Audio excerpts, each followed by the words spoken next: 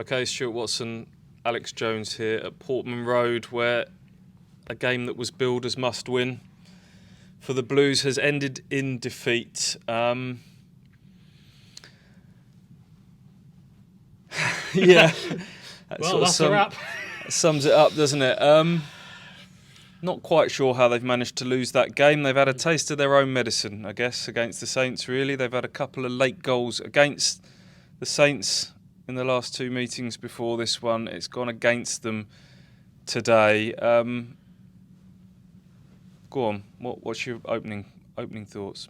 I said it on my tweet. I said it to Sam Morsey after the match. It felt, to me at least, like it was the story of the season. I know we've spoken about it, you just mentioned it. It's kind of the opposite, a taste of their own medicine from a Southampton perspective, but take Southampton and all of that and all the past out of it. When you look at Ipswich in the Premier League, it felt all too familiar for me because I quite liked this performance. I thought that there was a lot to like about it. It wasn't their best, it wasn't flawless, but there was plenty of good bits in there, and somehow it wasn't enough. Somehow, with all the chances that they've had, they've not been able to take any, and Southampton, I think, really have had two, and have scored two. And again, you're leaving scratching your head about how this has happened, and it's not the first time we've had this. This happened quite a lot so far this season, so that's the main takeaway for me. It just does really feel like a running theme, the story of the season, and given it's happened in this game, the one game, well, probably not the one game, but really the game where you couldn't let this happen, that's what's going to hurt the most. Yeah, I mean, there's 14 games left now. Time is beginning to not be on Ipswich's side. Kieran McKenna rightly will say there's still a lot of football to be played. There's still games against Wolves and Leicester and others to come.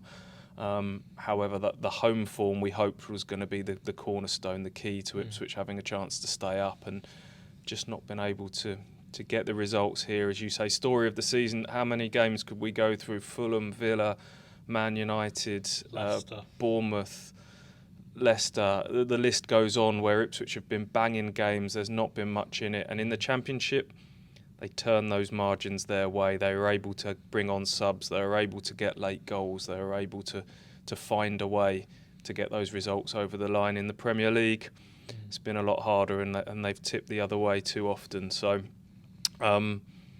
Leicester lost, that's good, but they did lose to Everton, which I think pulls them out of the picture. I think we felt that way anyway before this game.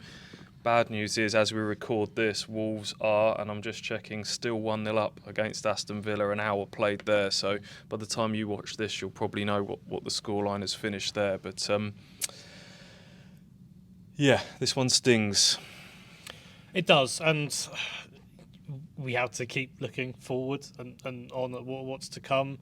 In terms of the league games, they don't get much easier, do they? I think possibly does the FA Cup come at a good time? We're all off to Coventry next Saturday. Chance maybe for a few different players to get some minutes, but this relegation battle, I'm sure, even though they don't show it, it's draining. It's draining for everyone involved, and it's going to be draining for Kieran McKenna and the players, and they're putting everything into it and not getting a lot out at the moment. Possibly a switch of focus onto the Cup ahead of those games later on this month could be a good thing, but yeah, this is a situation where it does feel like Town are running out of time. You can't say anything too definitive over this, even though it has come with the must-win title, and yeah, now we just have to move on. Yeah, no choice but to. Deeply disappointing day. Break for the FA Cup now. We'll see you at Coventry next weekend.